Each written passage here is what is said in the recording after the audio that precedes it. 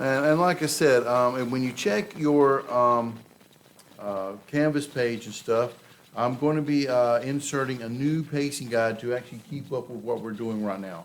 So today's lecture is on finishing up section 1.6b, and then I'm not going to do section 1.7. Section 1.7 is familiarization with your calculator and how to type stuff in your calculator.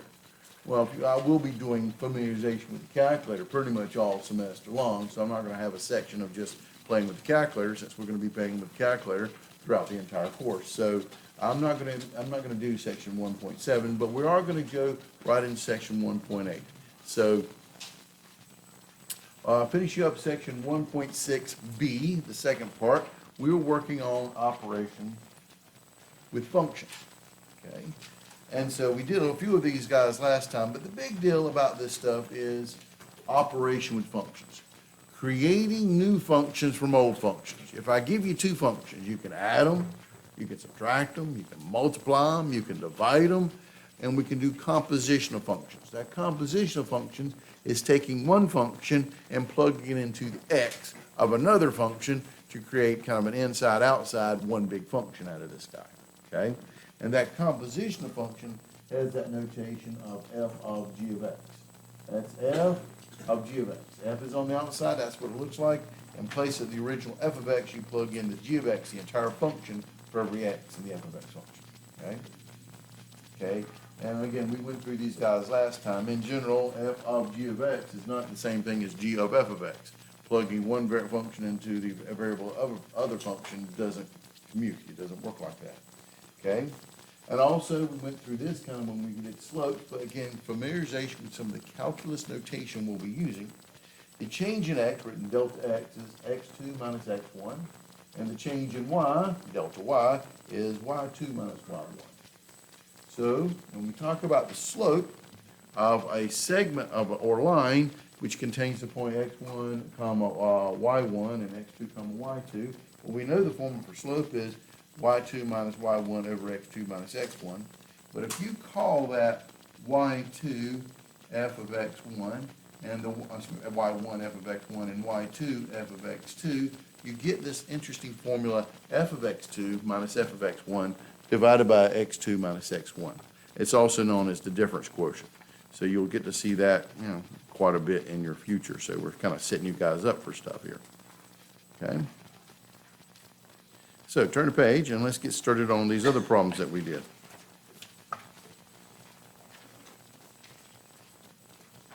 And we did a couple of these problems last time. And again, because some of you guys don't have the access code, I will do the video problems. But the video examples are what you're supposed to be watching within the Hawk system under the Learn mode. They have the videos, so they actually go through these exact problems. But since not everybody has the access at this point because of the bookstore and stuff, I'm going to do this one, but by next class period, I'm going to start omitting the video examples because you're supposed to watch those and take notes on those things before you come to class. So, here we go. I did last time, f of x is the square root of x plus 2, and g of x is 5 over x, so f of x times g of x, well, it's just exactly what you think it is, multiplication. It's f of x, the square root of x plus 2 times g of x, 5 over x. And you can make this thing look good. Remember, fraction times a fraction, multiply numerator, multiply denominator. That looks better to write as 5 square root of x plus 2 divided by x. The other one is g of f of x, or g, parentheses, of f of x. Now, g's on the outside, so g is your commander. F of x on the inside. G, if you remember, g was 5 over x. But in place of that x, we're going to plug in f of x. So it's 5 over f of x. And so when you replace f of x with its function, you get 5 over the square root of x plus 2. Okay? So now let's take a look at some of these practice problems and stuff. All right, here's the problem. F of x equals 4x squared minus 2x. And you were supposed to find something unusual. F of x plus h minus f of x. You'll see this again a lot when I get you to chapter 2. This f of x plus h minus f of x. Well, first off, you gotta find f of x plus h. Remember the functional notation. I don't care what's inside that parentheses. Whatever's inside that parentheses is what I replace x with in the original function.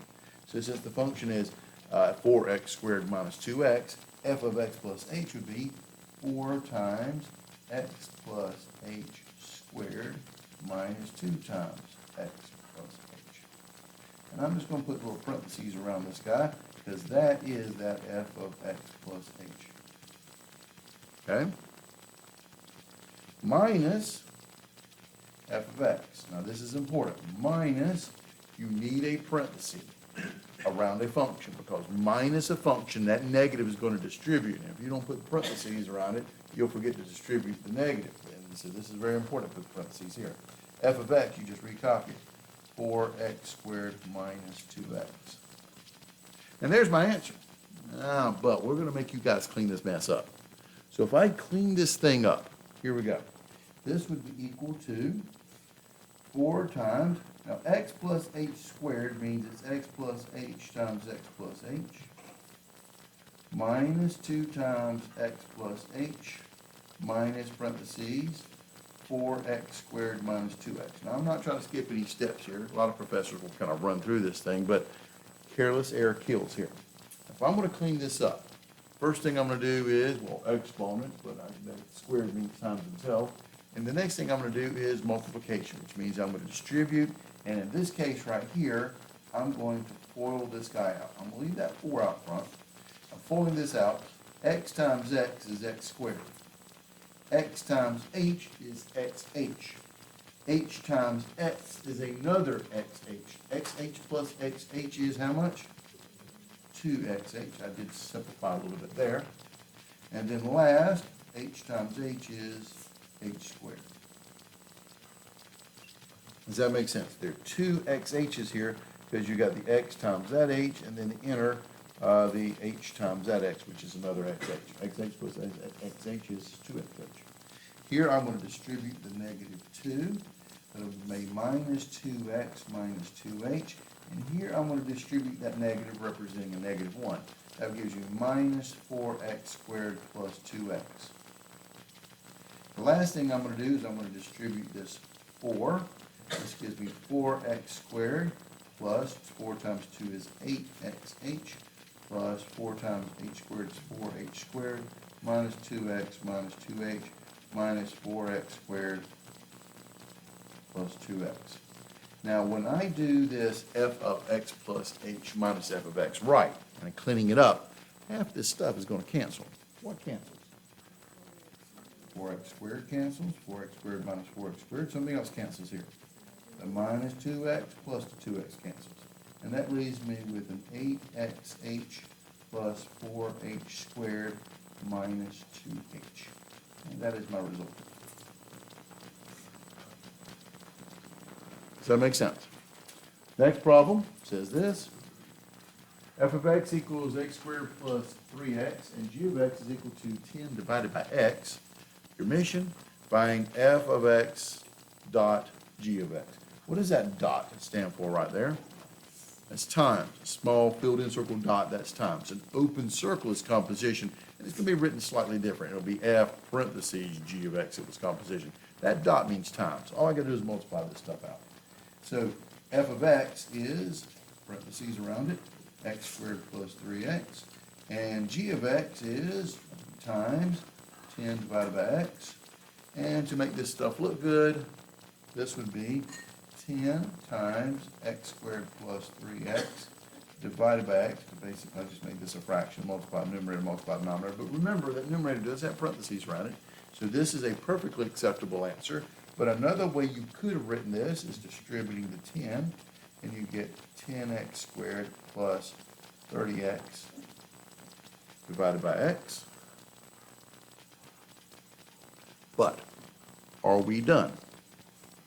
Can you clean this stuff up any further?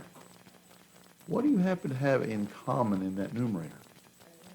And you can factor it out. Remember, through strict multiplication division is when things cancel. So this could also be equal to x times 10x plus 30, right? Divided by x. And x divided by x is canceled. What are you left with? 10x plus 30. And if you were just wonderfully gifted in the ability to factor, you can factor something else out of this thing. What else can you factor out of this guy? You can factor out a 10 and also write this as 10 times x plus 3. So there are lots of different ways you can write this here answer. And the nice thing about the Hawks is it will accept any one of those answers as long as it's mathematically correct. But cleaning this thing up, you really like it to be down at this level and this level. The problem you're going to have here is this. So I'm going to go ahead and tell you what your issues are going to be. When we mention, remember the last section, when I mentioned the domain. What's the domain of this function right here, the f of x times g of x? What's the domain? Here's the deal. If you take your sledgehammer and beat this thing up and clean it up as much as possible, you get 10x plus 30. What kind of numbers can you plug into 10 times x plus 30? What kind of numbers you can plug in for x? All real numbers. You can plug anything you want to in this guy. So the domain is all real numbers. No, it's not. Because you cleaned it up. You canceled something out. Remember canceling that x? So this problem was originally a fraction. And that x was in the bottom. And what number can you not divide by? 0. I don't care how well you cleaned up. You have to go with that original domain, which is all real numbers except 0, because you originally had that x in the denominator, so you have to think about that. And your domain still would be all real numbers except 0, or negative infinity to 0, union 0 to infinity. You got to omit 0 on this thing.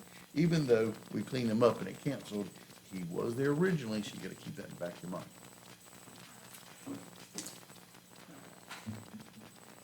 All right, what about this guy here? F of x equals the square root of x minus 1, and g of x equals 6 divided by x. Find f of x divided by g of x. Well, classic division here. So f of x divided by g of x. So f of x is going to be the square root of x minus 1 divided by g of x, which is 6 divided by x. Now, again, the goal here is to clean this guy up. So if I wanted to clean this guy up, this f of x divided by g of x would be equal to, now what's the rule? When I divide by a fraction, what am I supposed to do? Reciprocal, very good. How about invert multiply? Because this way most people remember it. Right. Flip it and multiply. Absolutely, multiply by the reciprocal. Flip and multiply. So this would be the square root of x minus 1 times, inverting it, x over 6, because this part's going to flip up. And when you clean that up, you end up getting f of x divided by g of x being equal to x times the square root of x minus 1 divided by 6. And there's your cleaned up version of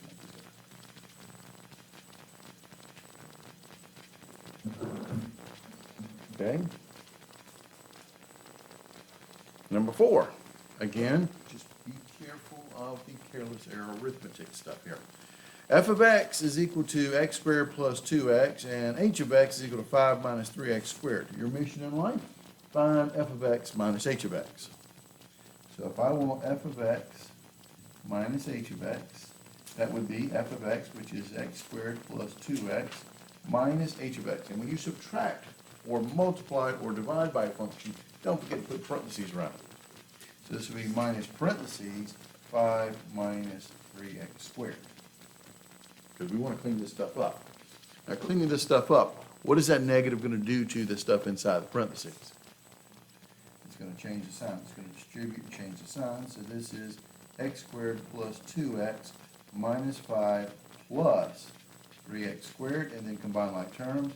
X squared plus 3x squared is 4x squared plus 2x minus 5. Does that make sense? Again, careless errors, because if you drop the parentheses, the negative only goes to the 5, then it's plus, then it'll be on minus 3x squared, and then you make some careless errors, and careless errors, you know, a bridge doesn't make it other side of the river and people die. So be careful. Careless error kills. Take your time to get this stuff right. Okay? Now, number 5 here.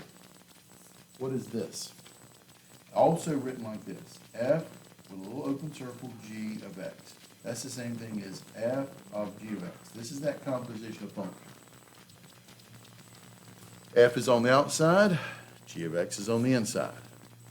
F is on the outside, that's your commander. What does F look like? F looks like something squared. Replace the x with G of x, so it'll be something squared. And so F is x squared, but in place of the x, you can put that G of x function. And then, so G of x is 3 divided by x, and you're squaring it. And of course, you want to clean this up. So strict multiplication division, you distribute your powers. With strict multiplication or division, you can distribute powers. This gives you 3 squared divided by x squared. So this F composed with G of x is actually 3 squared is 9 divided by x squared. Here's the cleaned up version of your answer. You only get distribute powers through strict multiplication division. If you got add or subtract, you got to FOIL that kind of stuff out. All right, so now you're supposed to go and certify. Make sure you got this stuff down. Again, this is classic algebra review. So I'm going to stop for just a moment and come over here to my Hawk system and log myself into Hawks. So log into Hawks, it remembers me. And I'm going to go view my course here. All right, and we're at section 1.6b. And here we go, and I'm going to go certify. And let's see if we can do this first problem here. All right. Pay attention. I just wanted to do a couple of problems to make sure you guys are happy with doing the Hawk stuff here. So, the question is, let me grab myself a nice little extra sheet of paper here. The question is, you're given that f of x is equal to the square root of x plus 5, and g of x is equal to 3 divided by x. What are you supposed to find? What are we asking for? What's the question? And pay attention to this, because careless error, because you weren't paying attention, you'll end up losing the points here. You're looking for g of f of what? N. Great. So they want g of f of n. That's my goal. All right. So I'm going to come over here. I'm back over here so you guys can see it. So I did write down the problem here. And there it is. So first thing, before I find g of f of n, I'm going to find g of f of x, because x is the standard variable I'm using. Now, who's on the outside? G. G is your commander. What does g look like? It looks like 3 over somebody. So that's 3 over x, and replace that x, we're going to plug in f of x. So this will be 3 over my function, which is the square root of x plus 5. So there's my answer. This is what g of f of x is. It is 3 divided by the square root of x plus 5. You with me? But that's not what they want. They wanted g of f of n. So just pay attention to that. So what am I going to do? Well, they want it's the same function, but instead of x, what do they want? N. So I'm just going to replace all the x's with n's and give them what they want. So this will be 3 divided by the square root, replace the x with an n, plus 5. So there's my answer. So let's go back over here to the Hawks and type this thing in. So type this thing in, I'm going to use my keypad, because first off, it's a fraction. Click on that one. It is 3 in the numerator. And then click on the denominator, I want a square root. And then I want to put, just a square root inside there. I'm going to put an n plus 5. I think I'm done with that. And that looks like what I got before, and I'm going to submit the answer, and what do we got? A nice little note from Hulk saying I'm awesome. Well, in this case, just good job. Wait, I'll be awesome later. And I got the right thing because I got that nice UNCC print stuff. Does that make sense? All right, so just pay attention to stuff like that. So what do we want to do? You want to do one more problem? All right, so one more problem. So let's see here. What do we got to do to go to the next problem? I press on again. There we go. Thank you. Okay. All right. Here we go. So let me write this thing down so you guys are kind of working along with me here. Let h of x be equal to x squared, and I find the function below. So we're given that h of x is equal to x squared. Our mission is to find h of 6t minus 3. All right. So here's the deal.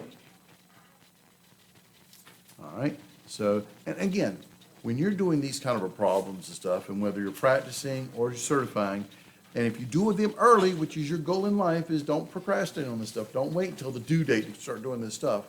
If you come across a problem that you can't seem to figure out at all, bring it to class. It's a great problem for us to, before we start class. I'd love to do some homework problems with you guys and stuff. All right, so here we go. Slide this thing up, and I'll give you a full screen on this. All right, so here's my next question right here. If we were given h of x equals x squared, we're supposed to find h of 6t minus 3. Again, this is classic functional notation. I don't care what's inside that parentheses. Whatever's inside the parentheses is what I'll replace x with the original f of x function. So this would end up being, replace that x with 6t minus 3, and we're squaring. That's the answer. And if you type this in on Hawks, it'll give you credit for it. But we are going to be doing some algebra stuff with our calculus, so I want to make sure you guys have good skills on this. So if I wanted to, quote unquote, this will be the words I use, expand this, this would be the same thing as 6t minus 3 times 6t minus 3, because that's what squaring means. And then, because I've got a big old minus in here, I'm going to FOIL this thing out, first, outer, inner, last. So 6t times 6t is 36t squared. 6t times minus 3 is a minus 18t. A minus 3 times a 16 is another minus 18t. And a minus 3 and a minus 3 is a plus 9. So this is 36t squared minus 18 minus 18 is what? Minus 36t plus 9. Does that make sense? And again, Hawks is very nice.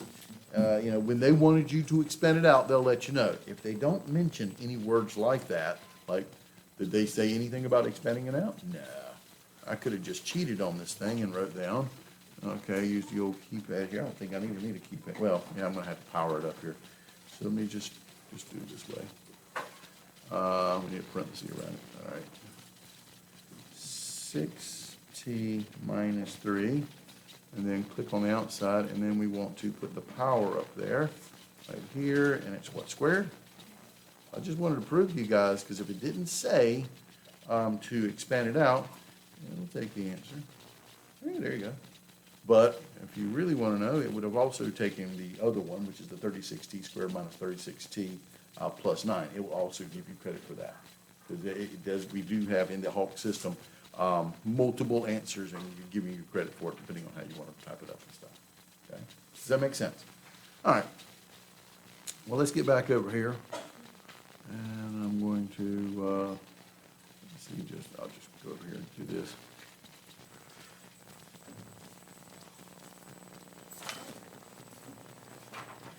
Now, section 1.7, I'm not going to do.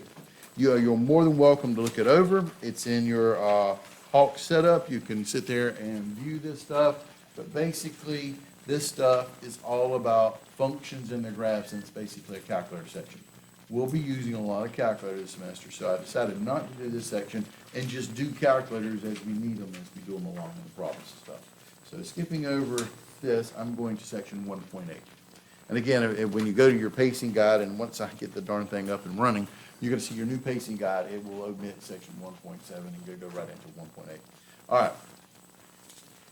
Here we go. Section 1.8, functions and models. Okay? So again, because not everybody has got their Hawk stuff set up yet, I'm going to go ahead and work the learn mode for you guys. But this learn mode is what you're supposed to be watching before you actually come to class, making sure you get this stuff down. That's why I'm giving you the pacing guide to let you know what I'm going to cover every day, so you kind of get this stuff set up and stuff. So here we go. All right. Creating a mathematical formula that describes a real-world problem is called mathematical modeling.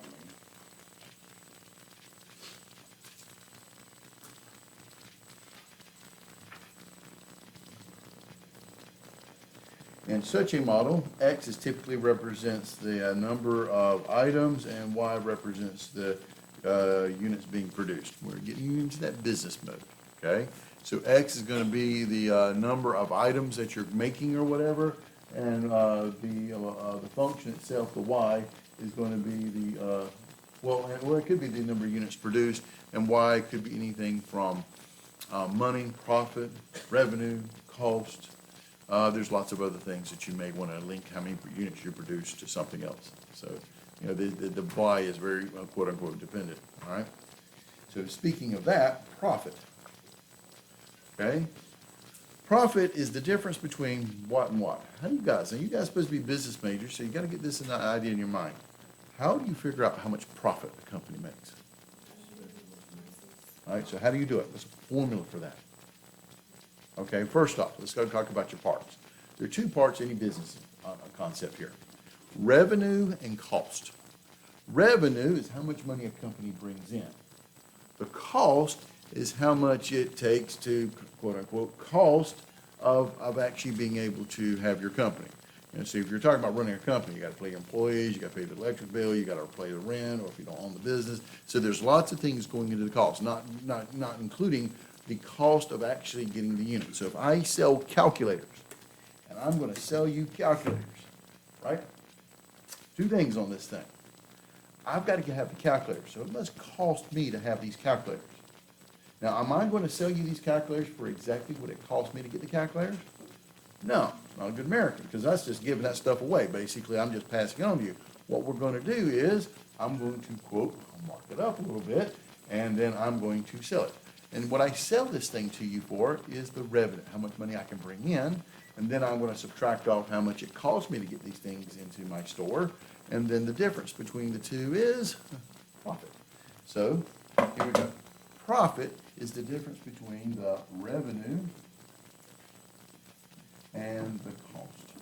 Revenue minus cost. That is a formula that will haunt you the rest of your life. Revenue minus cost. Okay? The point where revenue equals cost is called what? Very good. Break-even point.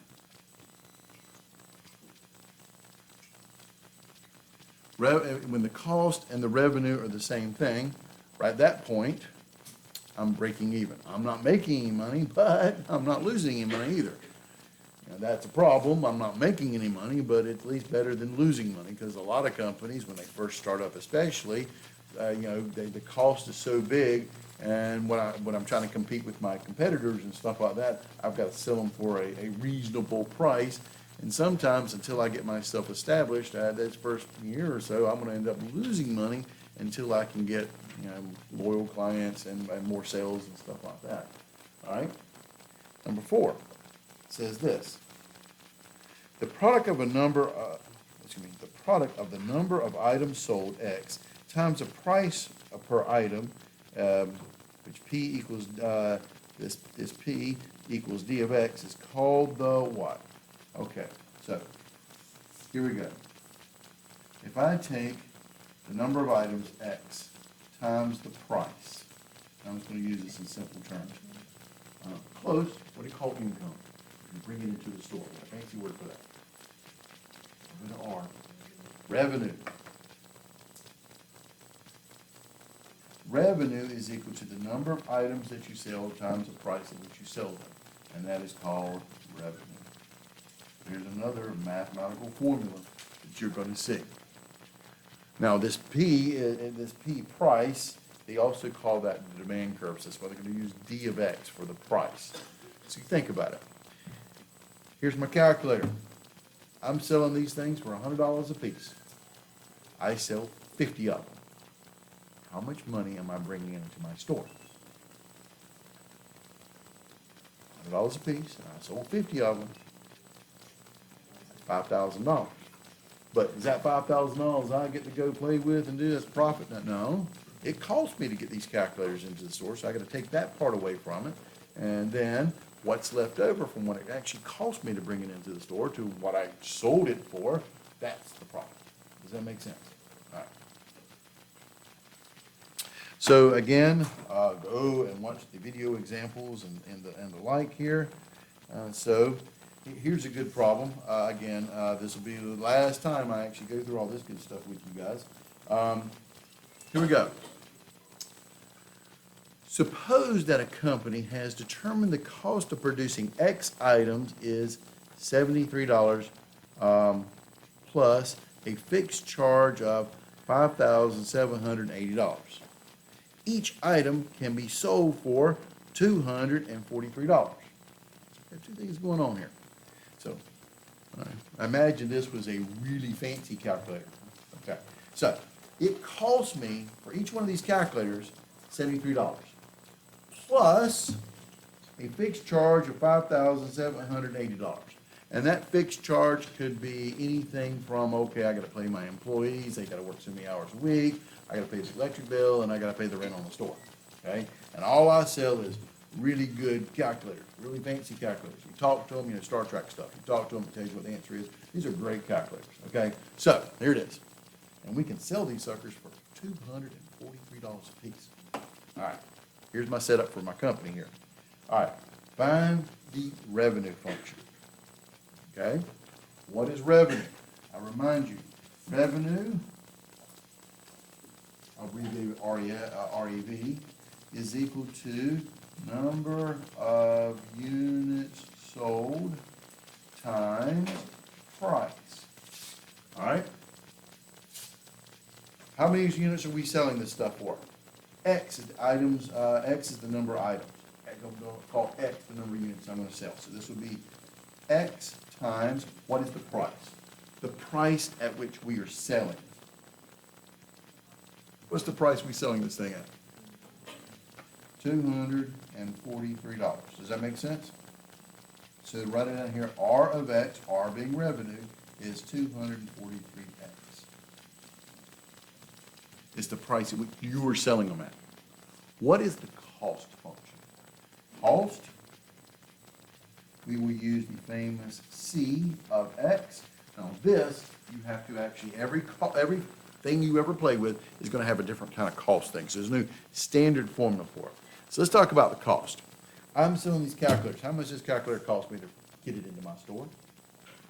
It cost me $73 for each calculator that I have in the store. And every calculator I have in the store I want to sell, so that's going to be times X. But there was another cost too. What was that? So I'm going to add that $5,780. And there is my cost equation. Does that make sense? Now here comes that one we were just playing with, that idea of composition of function, manipulating functions, modeling of these functions. What is the profit function? Now this one you need to know. Profit as a function is equal to revenue minus cost. That's a formula you've got to have memorized, as well as the revenue formula, X times profit. So revenue minus cost. So plugging this stuff in, the revenue is 243 times X minus the cost of 73X plus 5,780. Of course, I'm going to clean this up, and I'm going to use the famous letter P, big P, little p is price, big P is profit, P of X. Profit in terms of X is equal to, well, I'm going to clean this up, this will be 243X, and that negative is going to distribute minus 73X minus 5,780. And combining my terms here, 243 minus the 73 is 170.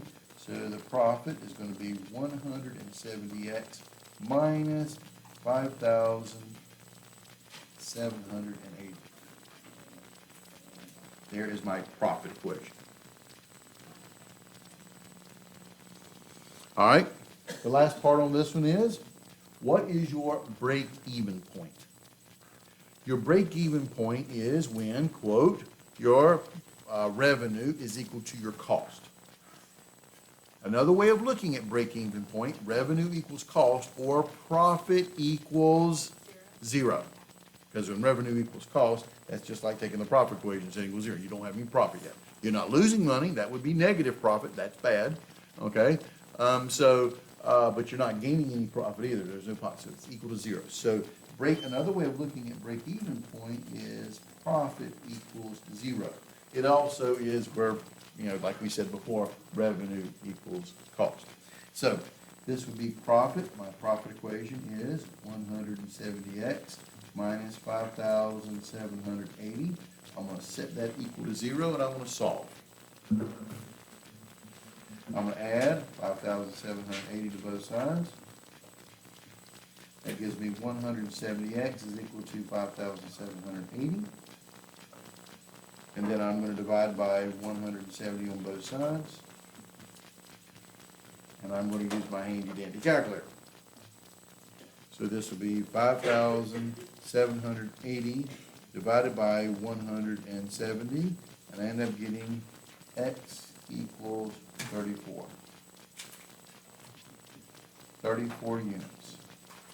So, let's say this was done on a weekly basis or whatever. What this number is telling me is this. I got to sell each week 34 calculators or whatever I'm selling here. And I'm going to quote break even. So any more than 34, I'm going to be in the profit range. Anything less than 34, I'm going to be in the red here. Okay, I'm going to have problems. Does that make sense? I'm not going to be able to make it. I'm going to be losing money for that particular thing.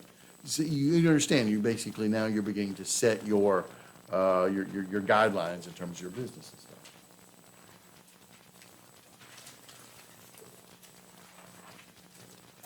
All right. So let's take a look at this one here. It says practice. It costs Lynn $12 to build a picture frame. She estimates that if she charges X dollars per frame, she can sell 40 minus X frames per week. Find a function for her weekly profit. All right. So, again, a lot of information here. So what's the question? The question is write a function for profit. So profit, standard symbol is P of X, big P of X. What's profit equal to? That's equal to revenue minus cost. Okay? So I got to come over here and analyze revenue. What is the formula for revenue? Our symbol for that would be big R of X for revenue. Revenue formula is X, number of units sold, times your price, or quote demand equation when we get fancy with this stuff. So, all right, so we're selling X units, okay? X dollars per frame. Let's see here. X dollars. We got to use her symbols here. So, if Lynn costs $12 to build a picture frame, so it's got to be cost. So let's come down here and talk about cost for a second. What is it going to cost her? It is $12 per picture frame. $12 per frame. Okay?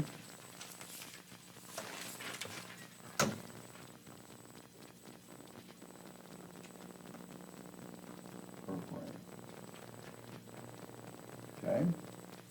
Now, if she charges X dollars per frame, okay, so so I gotta get her variable here, so I gotta be careful of my variables here. X is equal to, she charges X, this is in dollars per frame. Okay, so I'm gonna use their variable, so be careful on my little notation here. X represents here the units sold. Okay? And she can sell 40 minus X frames. So she sells 40 minus X. So this is the units sold times price. That's revenue here. Okay? So here we go. What is going to be the revenue? All right. Okay, so what's her revenue? Revenue is the number of units she's going to sell. How many units is she going to sell? 40 minus X. That's how many units she sold. Okay? And what's the cost on these units, on these frames she's selling? The cost, or the price, what's the price on it? Times X. So the revenue is equal to, just to clean it up, will be X times 40 minus X, using their variables. Okay? What is the cost? Okay? The cost is $12, right? Per frame. So how many picture frames is she selling? She's selling how many? 40 minus X frames. So what is her cost going to be equal to? 12 times the number of things she has to make or sell is 40 minus X. So therefore, the profit is going to be equal to revenue. What was the revenue? It was X times 40 minus X minus the cost, which was 12 times 40 minus X. Again, they threw the monkey wrench in terms of these problems is, you've got to know your basic formulas. Now, X usually represents the number of units sold, but they said, they changed the variables. The variable now is X represents dollars of the frame, so that's actually your price. And the number of units she sold is 40 minus X. So I'm using my basic formula. Number of units sold times price, that's revenue. Cost is basically, you gotta look at it, it's $12 per frame, and she's selling 40 minus X frames. So now, let's clean this up and let's see what we get. I'm gonna distribute here. This would be 40X minus X squared. I'm gonna distribute a minus 12.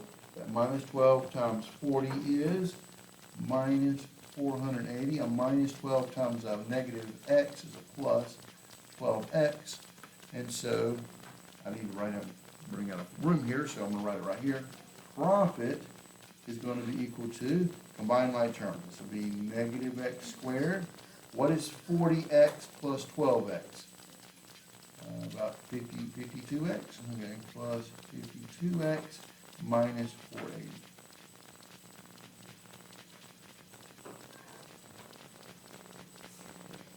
Oh, wait a minute. Let's see here, did I screw something up here?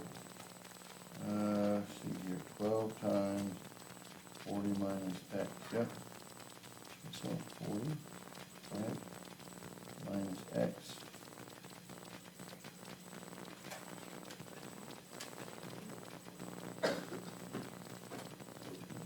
Profit minus cost. Make sure I don't screw up my signs. So I got 40 and 12. Okay. That'll make sense. I'll lose you guys anywhere. Questions? All right. Take a look at next one. Number 2. A manufacturer of color TVs can sell 80 sets to his dealers at $384 each. If the price is $380 and he can sell 1,000 sets, the total cost of producing X televisions is C of X is equal to 3,600 plus 250X minus 0.01 X squared dollars. All right. Okay. A manufacturer of color TVs can sell 800 TVs to his dealers at $384.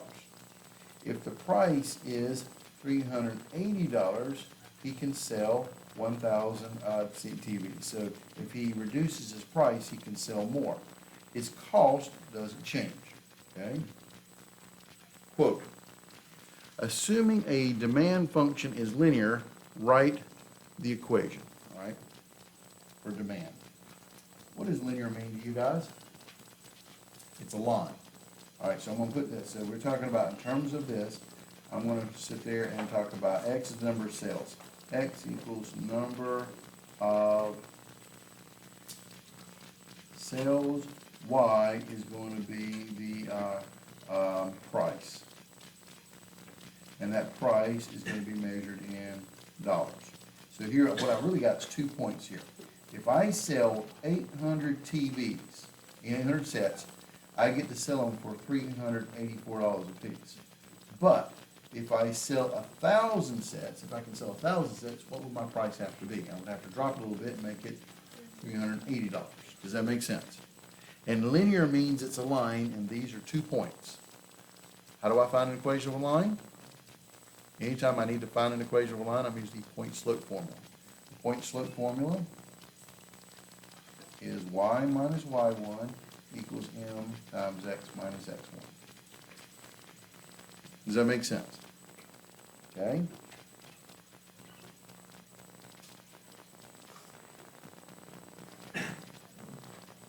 So, here we go. I'm going to find the slope.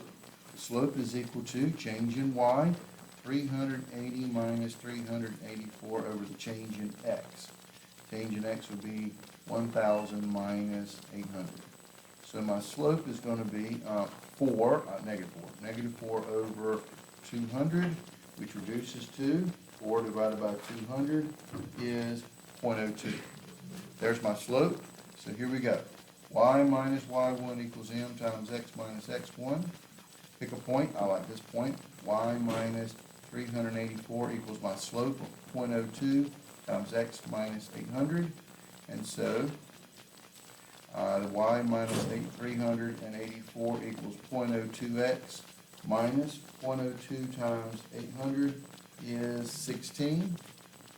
And then I'm going to add 384 to both sides. And I get y equals 0.02x minus 16 plus 384 is 368. So your demand equation, which is this price, would be equal to 0.02, negative 0.02. Wait a minute, I screwed that up. That would be plus. Typo. That would be 16 plus 384 is 400. When you add this together, that's 400. So, because that would be negative there, and that's going to be plus. So it would be negative 0.02x plus 400. This is a linear, this is your price or demand equation. We'll finish up these two guys about revenue and profit next time, but it's negative 0.02x plus 400. We'll study these guys and finish up section 1.8 next time, but you begin to see we're getting into the business aspect of this stuff. So see you guys then.